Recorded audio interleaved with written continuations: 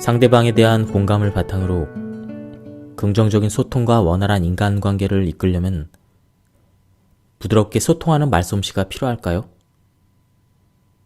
맞습니다. 아무리 상대를 위로하려고 한 말일지라도 듣는 이에게 공감이 되지 못하고 오히려 반감을 사게 되는 경우 다들 한 번쯤은 이런 경험을 해보셨을 것입니다. 이런 근본적인 문제점에 대해서 풀어주고 상황별로 어떠한 말솜씨를 통해 상대에게 다가갈 수 있는지 그 구체적인 방법을 알려주는 책이었습니다. 그러면은 본격적으로 다시 리뉴얼된 영상을 보도록 하겠습니다. 안녕하십니까, 책돌입니다. 오늘 소개해드릴 책은 상처 주지 않고 할 말 다 하는 말솜씨입니다. 저자는 허약어, 출판사는 센시오입니다. 저자 소개를 간단하게 하겠습니다. 허약어, 정신과 의사이자 스피치 훈련 전문가이다. 커뮤니케이션 고수로서 활발히 활동하는 자기계발서 작가이다. 그럼 바로 본문을 보도록 하겠습니다. 말은 누군가를 감동시킬 수 있는 가장 효율적인 도구다.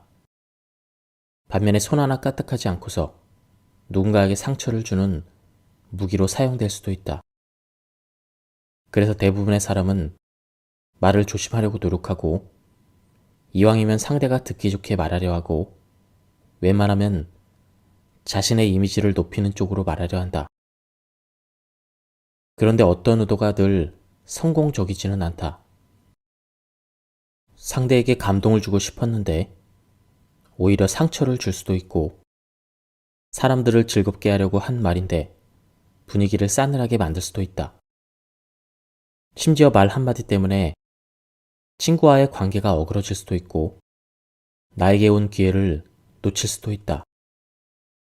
이런 일이 반복되면 당연히 자책으로 넘어간다. 차라리 입을 다물자.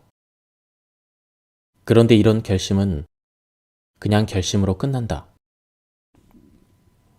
우리에게 말은 중요한 소통의 도구이기 때문에 말을 안 할 수가 없다. 그래서 내세우는 절충안이 있다. 말을 아끼자. 이러한 결심 또한 큰 도움은 되지 못한다. 말실수를 반복하는 사람은 말을 많이 하든 적게 하든 같은 실수를 되풀이할 확률이 높다. 왜 그럴까?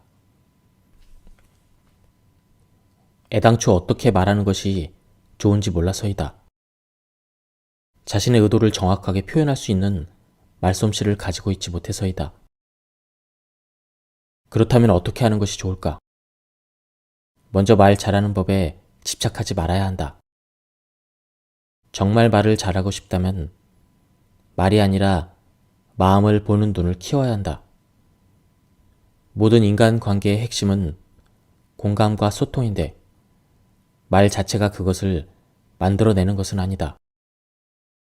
말은 그저 상대방의 마음을 이해하고 내 마음을 이해시키는 도구일 뿐이다. 그래서 말에는 마음을 주고받는 솜씨가 필요하다. 말솜씨는 단순히 말을 잘하는 기술을 뜻하지 않는다. 여기에는 마음까지 포함된다. 그런데 마음을 어떻게 말에 담을 수 있을까? 마음을 담은 말이 힘이 세다는 것을 알고만 있을 뿐 그 방법까지는 모르는 사람들이 많다. 그래서 말솜씨가 필요하다. 말솜씨가 좋은 사람은 상대에게 상처 주지 않고 할 말 다 하면서도 마음을 담는다. 한 이발사가 있었다. 입만 열면 원성을 샀던 그는 결국 손님을 대할 때 필요한 말이 아니면 아무 말도 하지 않기로 했다. 이 소문을 듣게 된 지방관리가 그의 이발소로 들렸다. 이발사는 관리의 머리를 자르면서 손짓으로만 의사를 표현할 뿐 입을 열지 않았다. 이 모습을 신기하게 여긴 관리는 이렇게 물었다. 당신은 왜 말을 하지 않습니까? 입만 열면 다른 사람에게 상처를 줘서 말을 하지 않기로 했습니다. 이 말을 들은 관리가 너그럽게 말했다. 책망하지 않을 테니 한번 말해보세요. 아들이 있나요? 그러자 이발사가 얼른 대답했다. 저한테 아들이 있어 보입니까? 만약 당신 같은 아들이 있다면 저도 팔자 편하게 살 수 있겠죠. 관리는 이발사의 말을 듣고 화가 나서 말했다. 그렇게 말이 서툴다면 다른 일을 찾아보는 것이 어떻겠소? 이발사는 손으로 관리의 머리를 쓰다듬으며 말했다. 제가 아니면 이런 머리를 누가 손질할 수 있을까요? 사실 이발사는 결코 나쁜 사람이 아니다. 그저 자기도 모르게 상대가 모욕적으로 느낄 수 있는 말을 할 뿐이다. 문제는 그러한 말이 의도적이지 않더라도 당하는 사람의 상처가 덜하지 않다는 것이다. 이발사의 마음이 선량하더라도 입이 거칠다면 다른 사람에게 미움을 받기 쉽다. 아무리 그 선의와 호의를 이해하는 사람이라도 그런 일이 반복되면 관계는 곧 소원해지고 만다. 다른 사람을 편안하게 만드는 말은 곧 듣기 좋은 말이다. 말버릇을 고쳐서 선의에 맞는 말로 다른 사람이 상처받지 않게 해야 한다. 공자는 나이가 40이 되어도 다른 사람의 미움을 받는다면 그 사람의 인생은 끝난 것이나 다름없다고 했다. 다른 사람의 미움을 사는 중요한 원인은 바로 무심코 던지는 불편한 말일 때가 많다. 어떤 사람은 평소에 말이 거칠어 무슨 말이든 뱉고 본다. 화가 나면 앞뒤 가리지 않고 가시 돋는 말을 쏟아내는 사람도 있다. 화가 가라앉은 뒤에는 경솔함을 후회하지만 이미 내뱉은 말은 다시 주워 담을 수가 없다. 날카로운 칼에 베인 상처는 쉽게 아물지만 나쁜 말로 인한 마음의 상처는 평생 아물지 않는다. 더군다나 다른 사람들이 보는 앞에서 면박을 당하면 그 자리에서 득달같이 반격하는 사람도 있지만 당장 내색은 하지 않은 채 두고두고 더 큰 앙심을 키우는 사람도 있다. 다른 사람이 나를 바라보는 주관적인 시선이 현재 내 모습을 정의한다. 거꾸로 그 정의의 근거는 바로 내가 하는 말 한마디에서 비롯된다. 불경에 나오는 착한 씨앗을 뿌리면 착한 결과를 얻는다는 이야기는 바로 당신이 하는 모든 말은 당신이 어떤 사람인지 결정한다라는 도리를 일깨워준다. 말로 덕을 쌓는 법을 이해하지 못하는 사람은 결국 다른 사람의 마음에 상처를 줄 뿐 아니라 자기 자신도 손해를 본다. 다른 사람에게 좋은 인상을 남기고 존경받고 싶다면 무엇보다 듣기 좋게 말하는 법을 반드시 알아야 한다. 내가 하는 말이 모두 향기로울 수는 없겠지만 적어도 내 말 한마디로 다른 사람이 상처 입는 일은 없어야 한다. 좋은 말을 들은 사람은 따뜻한 위로와 격려를 받는다. 반면에 나쁜 말을 들은 사람은 그 어떤 식으로도 메울 수 없는 상처를 입는다. 어느 제조회사의 부서 책임자는 사장이 자신의 부서에서 발생한 실수를 질책하자 모든 잘못을 부하 직원들에게만 떠넘겨 변명으로 일관했다. 이 말을 들은 사장은 더 역정을 냈고 이 사람이 결과에 책임질 줄도 모르고 이성적인 판단을 하지 못하는 사람으로 판단했다.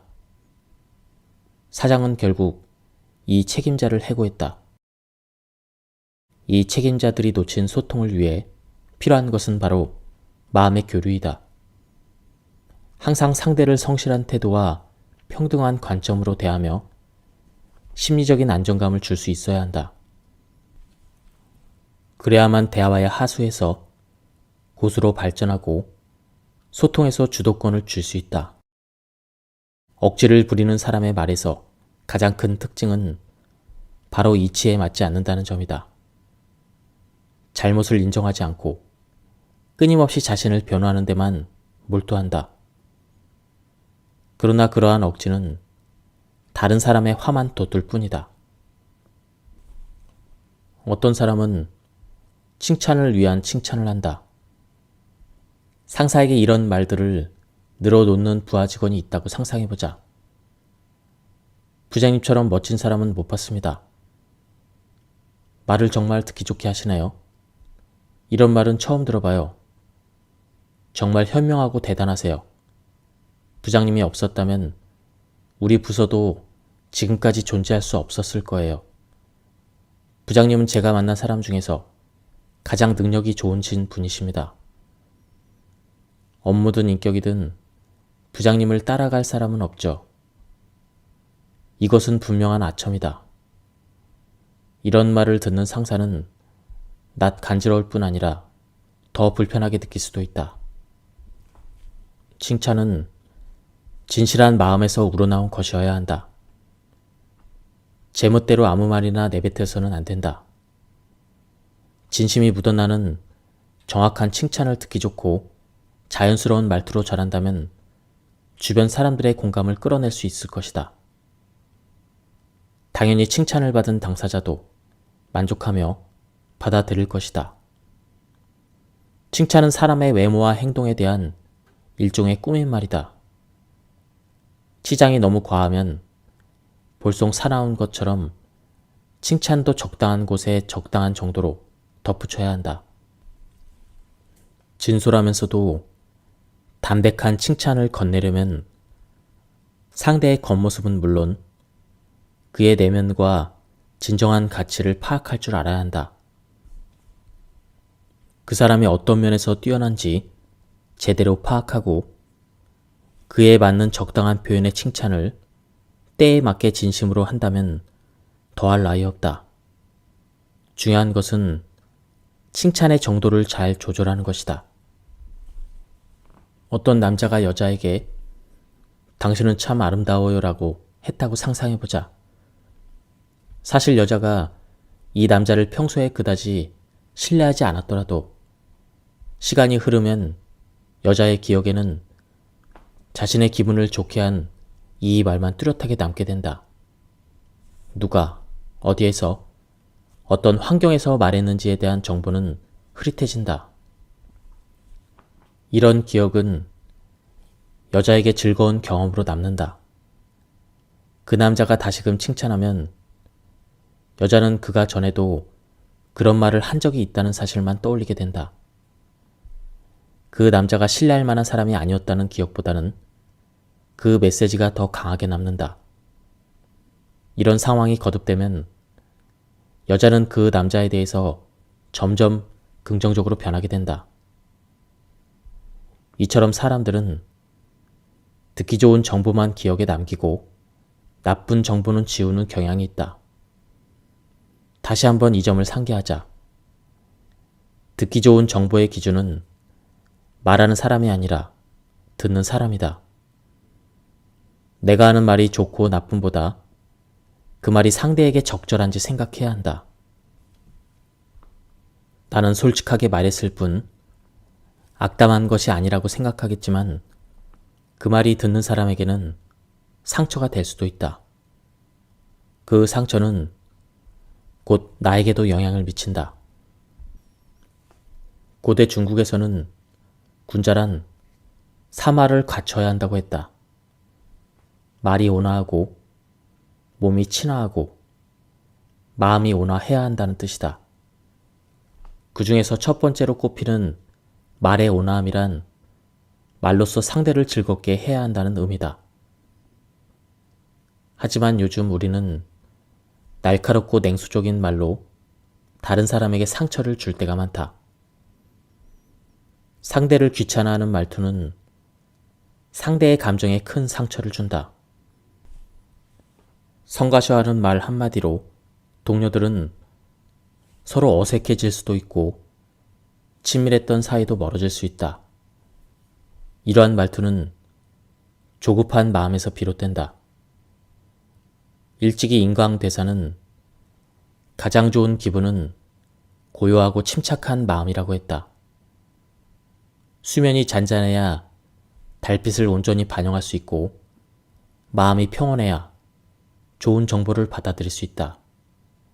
인생의 성공 또한 안정적인 심리 상태의 유지에 달려있다. 늘 우리에게 들어닥치는 조급함을 이겨내는 것이 중요하다. 사후제갈량이라는 말이 있다. 이 말은 뒷북을 의미한다. 중요한 순간에는 아무 말도 하지 않다가 나중에야 자신이 모든 것을 다 알고 있는 것처럼 헛소리를 늘어놓는 것이다. 이런 사람들은 어떤 일이 벌어지고 나면 그러게 내가 이렇게 될 줄 알았어. 이렇게 말한다. 마치 자기 말을 듣지 않아서 이 지경이 된 것처럼 상대에게 책임을 전가한다. 이러한 태도는 상대를 무시하고 조롱하는 것처럼 보인다. 일반적인 상황에서도 그렇지만 더욱이 직장에서 사후제갈량은 절대 하지 말아야 한다. 적시에 취하지 않은 행동은 나중에 떠벌려 봐야 아무런 가치가 없다. 경영자 입장에서 필요한 인재는 기회를 포착하고 닥칠 수 있는 위험을 미리 경고할 수 있는 사람이지 현장을 방관하다가 나중에 아는 척하는 사람이 아니다. 태풍이나 지진이 이미 휩쓸고 간 뒤에 정보를 울린들 무슨 소용이 있겠는가. 능력 있는 직원은 필요한 때에 자신의 소견을 소신껏 표현한다. 이 표현이 이치에 맞다면 리더는 분명 귀를 기울일 것이다. 만일 책임을 질까 두려워서 한 발 물러나느라 입을 열지 못한다면 차라리 끝까지 모른 척 하는 것이 낫다. 위험한 상황이 이미 벌어졌거나 간신히 수습한 뒤에야 나는 이럴 줄 알았다라는 식으로 뒷북을 친다면 자신이 정작 필요한 순간에 수수방관했음을 자백하는 꼴이다. 게다가 갑자기 닥친 위기를 헤쳐나오느라 수고한 고용주나 동료들에게 돌을 던지는 격이다. 화가 나면 우선 침착함을 되찾아야 한다. 그리고 다시 한번 찬찬히 생각해 봐야 한다. 충동적인 감정이 생긴 원인이 무엇인지, 감정을 조절하기 힘들게 만든 요인이 무엇인지 따져보는 사이에 순간적인 화를 어느 정도 누를 수 있다. 화를 다스릴 줄 아는 성격은 덕행으로 개선할 수 있다. 이러한 덕행은 한순간에 꾸며낼 수 있는 것이 아니라 조금씩 수양해 나가야 쌓을 수가 있다. 러시아의 문학가 이반은 화를 잘 내는 사람들에게 이렇게 조언한다. 말하기 전에 혀를 입안에서 몇 번 굴리는 것이 좋다. 별일 아닌 것 같지만 그 짧은 시간도 감정을 누그러뜨리고 머리를 식히는 데 도움이 된다. 화가 나려고 할 때는 이렇게 되뇌어보자. 진정하자. 침착하자. 깊이 생각해보자. 이와 같은 방법들은 순간적인 감정을 조절하고 이성적인 사고력을 키우는데 아주 중요하다. 화를 잘 내는 사람들의 특징은 공격적인 말투다. 당연히 이러한 말투는 상대에게 좋지 않은 인상을 남긴다. 더군다나 사람들은 대부분 이런 부분을 지적해 주기보다 두려운 마음에라도 회피한다. 그 사이에 이러한 공격성은 습관처럼 굳어져서 나쁜 성격으로 발전할 수 있다. 평소에 화가 잘 난다면 눈에 잘 띄는 곳에 화를 가라앉히자라는 문구를 붙여서 자주 확인하는 것도 방법이다. 또 다른 방법으로는 화를 낸 원인과 경과 등을 기록해서 스스로 사고를 분석하고 정리해 보는 것도 있다.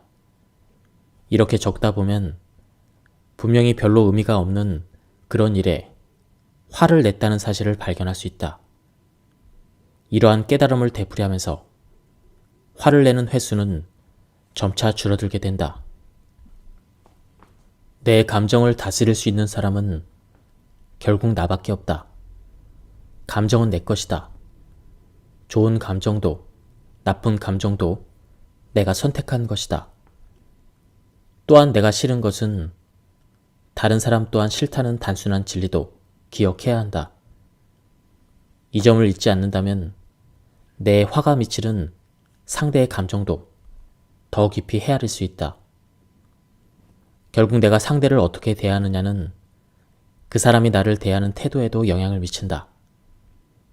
아무리 의도가 좋은 것이라도 신랄하고 공격적으로 들리는 감정의 말로 상대를 제압하려 한다면 그 사람들과의 관계는 멀어질 뿐이다. 다른 사람과 대화할 때는 내 기준에 따라 섣불리 결론을 내리는 것을 삼가해야 한다. 이런 강요는 상대를 돕고자 하는 좋은 마음에서 비롯된 경우가 대부분이지만 반드시 상대 입장에서 문제를 해결할 방법을 찾아야 한다. 표면적인 도리를 이야기하면서 이를 상대가 받아들이기를 강요해서는 안 된다. 어느 날 카네기는 강연을 위해 한 호텔의 대강당을 빌렸다. 그런데 장소를 예약하고 한참 뒤에 호텔은 3배 더 높은 임대료를 그에게 요구했다. 카네기는 호텔 지배인과 임대료를 협상하기 시작했다. 카네기는 먼저 호텔의 매출을 올려야 하는 지배인의 고충을 충분히 이해한다며 말문을 열었다. 그런 다음 자신의 강연을 들으러 오는 사람들의 면면을 설명했다. 자신의 강연에 각 기업의 임원급 인사들이 호텔을 방문하고 그들에게 좋은 인상을 준다면 장기적으로 자신의 강연을 유치하는 것 자체가 호텔의 큰 광고 효과를 가져올 것이라고 말했다. 이 대화의 끝에 호텔 지배인은 결국 임대료를 올리지 않기로 했다. 결국 카네기는 임대료를 더 내지 않아도 됐다. 그는 임대료를 더 낼 수 없다는 말 대신 상대의 입장에 서서 자신이 이해하는 문제를 먼저 언급했다. 카네기가 지배인의 그러한 상황을 이해한다고 했을 때 지배인은 이러한 가격 협상 과정에서 가질 수 있는 긴장감을 크게 낮출 수 있었을 것이다. 그 상태에서 카네기의 강연이 호텔에 가져올 부가적인 가치에 대한 말은 더욱 설득력 있게 들렸을 것이다. 이처럼 상대 입장에서 먼저 생각했을 때 대화하는 대상은 말을 더 편안하고 기분 좋게 받아들일 수 있게 된다. 이심전심, 역지사지의 공감 능력을 발휘하면 상대도 자신도 기쁘다. 상대의 입장에서 문제를 바라보는 것의 또 다른 이점은 당장 불거진 화제 이외에도 상대의 사고방식이나 취향 등을 더 깊이 이해할 수 있게 된다는 것이다. 이해를 바탕으로 상대를 보면 더 친근하게 느껴질 수 있다. 이어지는 대화에서 좀 더 침착하게 대응할 수 있음은 물론이다. 여기서 떠올릴 수 있는 중요한 원칙은 바로 지피지기이다. 상대 입장에서 그가 진정으로 원하는 것이 무엇인지 이해할 수 있다면 내가 지향하는 목표 또한 그에게 제시할 기회를 마련할 수가 있다. 어떻게 거절해야 할까? 1. 거절에도 장소가 중요하다. 거절은 많은 사람 앞에서보다 1대1로 만난 자리에서 하는 것이 낫다. 주위에 다른 사람들이 있는 자리에서 거절을 당하는 사람은 더 민망할 테고 상처도 깊어질 수 있다. 만약 당장 다른 사람들을 피하기 힘든 자리라면 그 자리에서 답하기보다는 따로 기회를 만드는 것이 좋다. 2. 먼저 우호적인 표현을 한 다음에 거절한다. 우호적인 태도를 먼저 보인 다음에 거절 의사를 밝히면 상대 입장에서 거절당하는 느낌을 완화할 수가 있다. 처음부터 저는 동의하지 않아요 라고 말하기보다는 이렇게 말해보자. 브리핑 정말 잘 들었습니다. 훌륭했어요. 그런데 제가 완전히 수락하기에는 조금 어려운 부분이 있습니다. 3. 상대를 부정하기보다 자신을 먼저 낮춘다. 상대를 부정하는 듯한 태도보다는 돕고 싶으나 영향이 미치지 못하는 점을 어색해하면서 자신을 낮추는 것이 좋다. 이렇게 의사를 표현하면 상대가 느낄 수밖에 없는 실망감과 균형을 맞출 수가 있다. 또한 상대의 부탁을 거절하는 것이지 상대를 거절하는 것이 아니라는 점을 상기시킬 수가 있다. 도움을 줄 수 있는 적합한 사람이 있다면 추천하는 것도 좋다. 4. 다른 사람과의 관계를 들어 설명한다.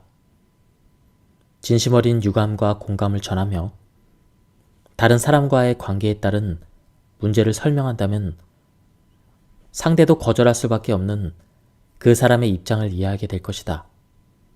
예를 들어 이렇게 말해보자. 정말 죄송하지만 회사 규정상 안 될 것 같습니다. 이 물건이 정말 필요하신 것 같지만 제가 바로 드리지는 못하겠습니다. 사장님께 먼저 보고해야 돼서요. 5. 부탁한 내용을 신중하게 고민하는 모습을 보인다. 거절할 것이 뻔한 상황이라도 너무 단호하게 즉시 거절 의사를 밝히면 상대가 입은 충격은 이만저만이 아니다.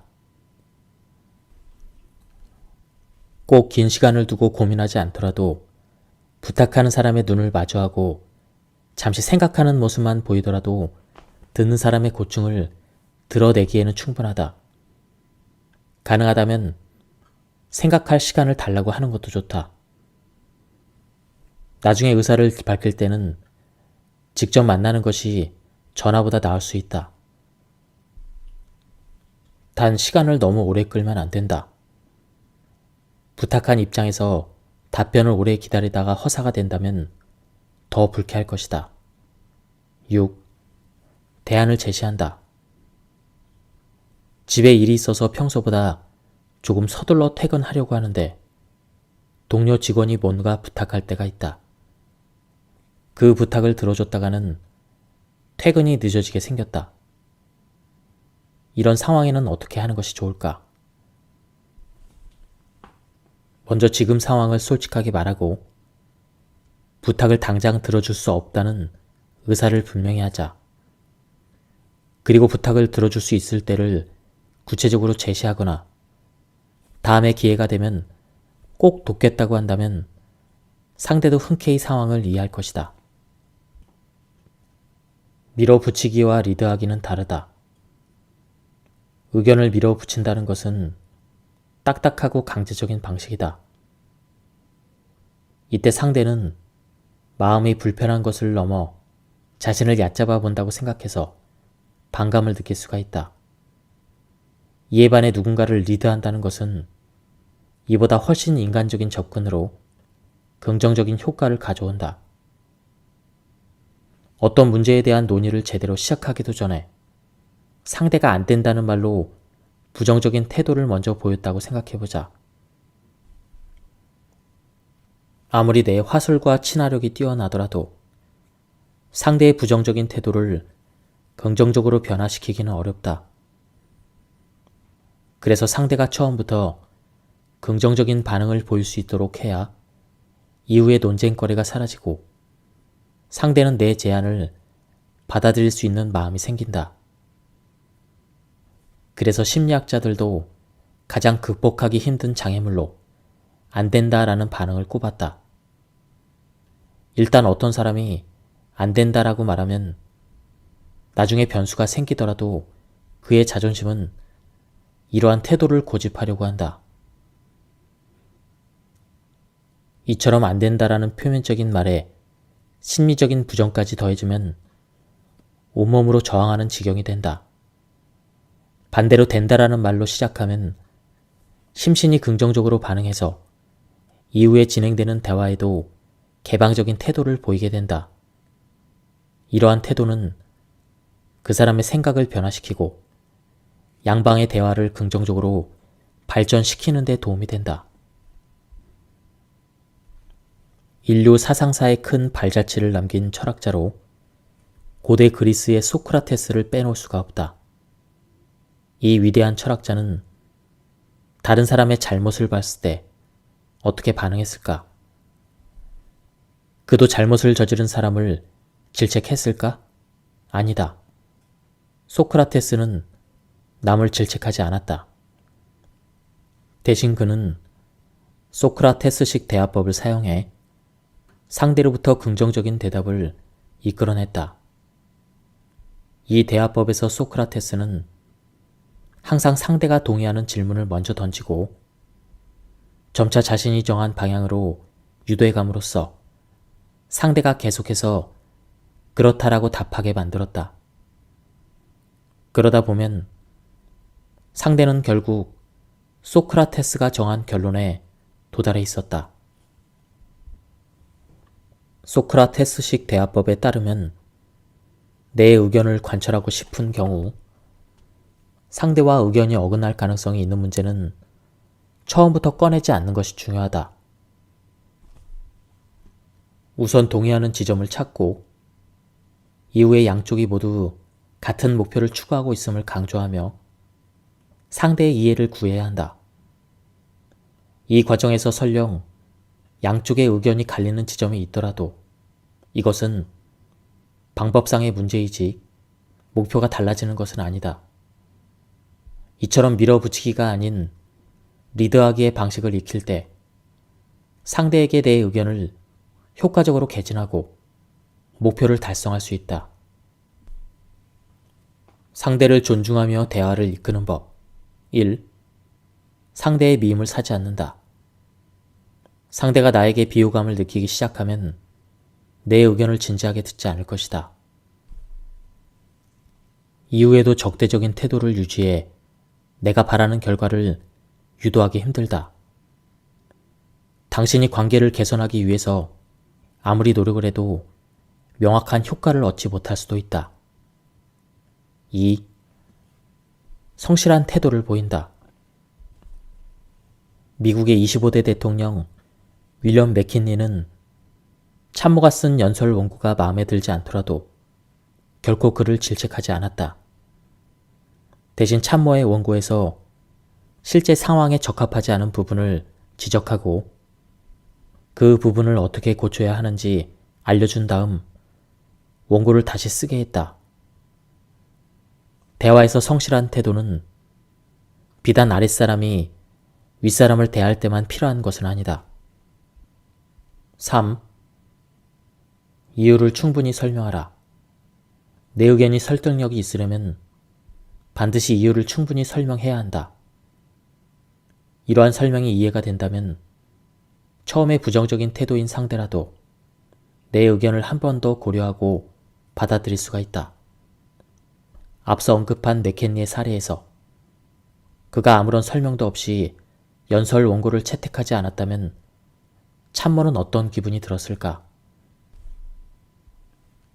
우선 자신의 원고가 받아들여지지 않은 이유를 모른 채 맥켄리에 대해서 서운한 감정만 쌓였거나 자괴감에 괴로웠을 것이다. 아무리 실수나 잘못이 있더라도 합리적인 설명 없이 질책만 한다면 우리에게 돌아오는 것은 상대의 적이 뿐이다. 상사에게 제안할 때는 어떤 점을 주의해야 할까? 1. 적절한 때를 선택하라. 아무리 모든 준비가 완료되었더라도 제안을 들을 당사자인 상사의 상태가 좋지 않다면 제안하기에 좋은 때가 아니다. 한 부서 또는 회사의 책임자로서 그들이 짊어지고 있는 책임감의 무게는 부하 직원이 쉽게 가늠할 수 있는 것이 아니다. 상사의 감정이나 상황을 파악해서 그가 편안하게 들을 수 있는 때를 찾는 것이 중요하다. 2. 말하는 방식과 태도에 주의한다. 상사 앞에서는 항상 겸손한 태도를 유지하는 것이 좋다. 또한 아무리 자신감 넘치는 제안이더라도 정중하게 표현하는 것이 좋다. 제안하는 동안 상사의 의견을 함께 묻는 방법도 바람직하다. 3. 상사의 체면을 존중하라. 상사가 부하 직원에게 공손한 태도를 보일수록 부하 직원은 더 언행에 조심해야 한다. 상사가 편안하게 대한다고 해서 그의 지위와 체면을 존중하지 않아도 된다는 의미는 아니다. 특히 상사의 업무 전략이나 방침에 대해서 반대 의견을 제시하는 경우에는 더욱 상사가 난처한 상황이 되지 않도록 주의해야 한다. 4. 다양한 방식으로 제안하라. 상사에게 잘못된 부분을 지적하는 상황이더라도 결정을 내리는 것은 상사의 몫이므로 섣불리 나서지 않도록 한다. 의견을 단도직입적으로 말하는 것보다는 상사의 생각을 파악하고 자신의 의견에 귀를 기울이도록 유도하는 등 다각적인 전략이 필요하다. 이와 관련해 데일 카네기는 이렇게 말했다. 당신은 제안만 하고 상사가 결론을 내리게 하라. 리더가 당신의 제안이 자신에게서 비롯된 것으로 생각하게 하라. 그러는 편이 더 현명하지 않은가? 다른 사람의 제안보다 자신이 내린 결론을 더 믿는 경향이 있다는 점을 고려할 때 이러한 조언은 일리가 있다. 5. 정확하게, 빠르게, 단호하게. 의견을 제안하기 전에 반드시 계획을 전체적으로 살피고 문제 해결 대책을 세워서 상사가 원하는 결과를 도출할 수 있도록 해야 한다. 또한 실행 과정에서의 정확성, 신속성, 효율성을 확보하고 상사가 반대할 수 있는 부분을 미리 점검해서 대응 전략을 생각해야 한다. 상사가 문제를 제기할 때 말문이 막혀서는 안 된다. 6. 자신의 방안에 충분한 자신감을 가져라. 상사에게 의견을 제시할 때는 자신감을 보여야 한다. 자신의 방안에 자신감을 가지고 다양한 각도에서 실행 가능성을 고찰해야 한다. 예를 들어 인터넷을 검색하거나 동료와 연구하거나 경험 있는 사람에게 가르침을 구하는 것 등이다. 자신의 방안을 조금씩 완벽하게 만들어가면 자신감도 효과적으로 높아질 것이다. 스스로 자신감이 충만할 때 상사는 비로소 내 의견을 채택할 것이다. 7. 자신의 의견이 채택되지 않더라도 실망하지 마라. 어차피 회사 내에서 논의되는 의견은 대부분 채택되지 않는다. 먼저 낸 의견에서 보완할 점이 있다면 완벽하게 수정 보완해서 다시 때를 기다려 보는 것이 좋다. 그 사이에 이처럼 적극적인 태도는 상사의 눈에 띌 것이므로 부족한 점만 제대로 보완된다면 의견이 채택될 가능성은 더 커진다. 애두른 말로 상대를 반성하게 만들자. 애두른 말이란 무엇인가? 이는 말하는 사람이 언어, 지식, 경험, 교제 기술, 환경 등을 빌어 우회적이고 완곡한 방식으로 요점을 지적해서 상대에게 깨달음을 주는 말이다. 애두른 말은 간접적으로 상대에게 깨달음과 가르침을 줘서 최종적으로 그 사람을 설득시키는 목적이 있다. 인간 관계에서 애들은말을 사용하면 상대의 반감을 일으키지 않으면서도 말하는 목적을 달성할 수 있다. 다음의 일화를 살펴보자.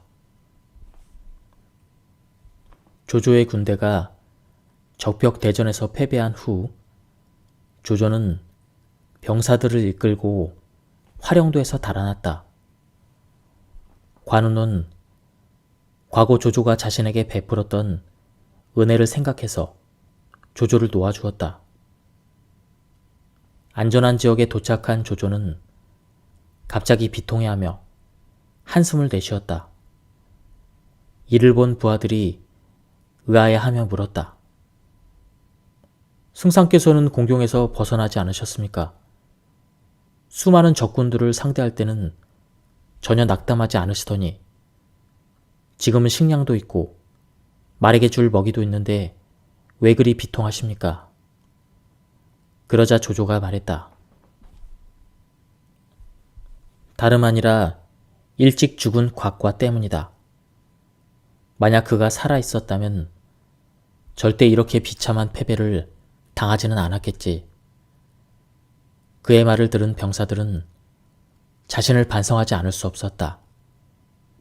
적벽 대전에서의 패배는 모두에게 책임이 있었다. 조조는 부하들을 직접 질책하지는 않았지만 애두른 말을 사용해서 많은 사람 앞에서 이미 세상을 떠난 참모를 추억했다. 그러면서 모두를 난처한 상황으로 몰지 않고 참모들의 실책을 완곡하게 비판했다. 그렇게 조조는 비판의 목적을 쉽게 달성할 수 있었다. 예, 지금까지 이 책에 대한 리뷰를 모두 마쳤습니다. 제가 시간 관계상 발췌 요약해서 말씀드렸기 때문에 맥락이 많이 끊겼습니다. 그리고 이 책은 쉽게 잘 읽혀지고 내용도 이해하기 쉬웠습니다. 하지만 내용의 깊이는 굉장히 깊고 유익했습니다. 한번 책을 구해서 읽어보실 것을 추천드립니다. 예, 여기서 리뷰를 마치도록 하겠습니다. 감사합니다.